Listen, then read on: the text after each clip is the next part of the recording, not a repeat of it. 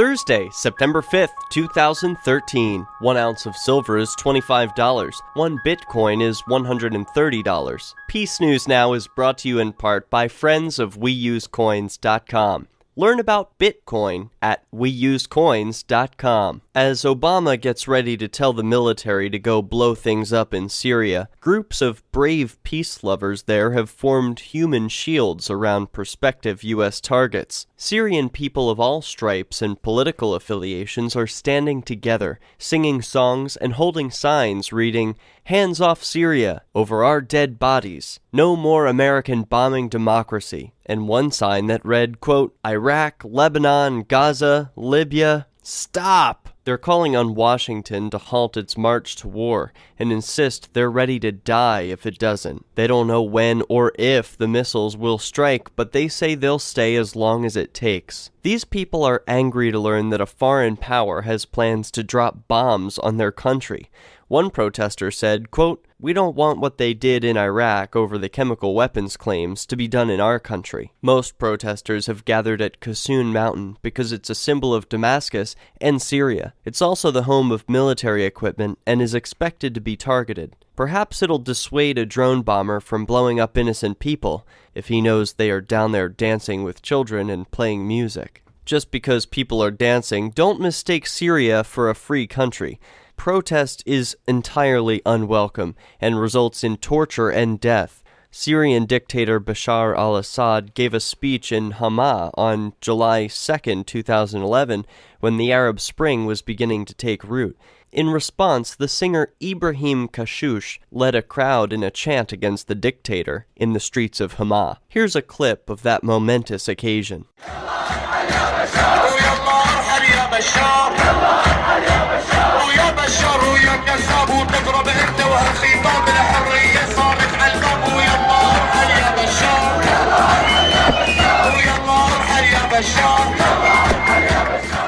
Ibrahim Kashush was reportedly killed the next day by regime mercenaries. They cut his throat to try and stop his chant from spreading. But that's old world technology, and while violence worked to crush resistance in the 20th century, the 21st century is a new century, and it's the age of digital information. The man may be gone, but the videos and the ideas have only grown. The YouTube video of this chant has been seen all over the world and continues to rack up thousands of views per day. Are you confused about what's going on in Syria? There's a terrific article you should check out called 9 Questions About Syria You Were Too Embarrassed to Ask. Did you know, for example, that Syria's borders were drawn by European colonial powers in the 1920s?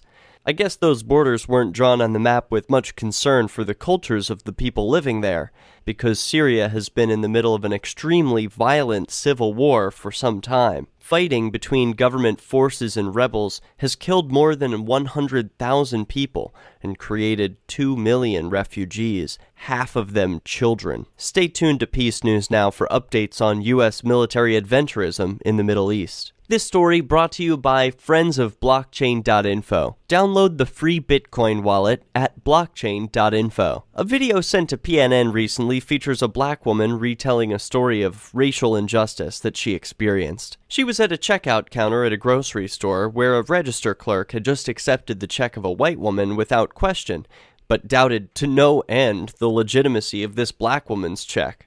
The white woman noticed this double standard and asked the clerk why she was giving this other customer a hard time about her check when she was given no trouble at all. When other customers overheard this, they gasped and condemned the actions of the clerk.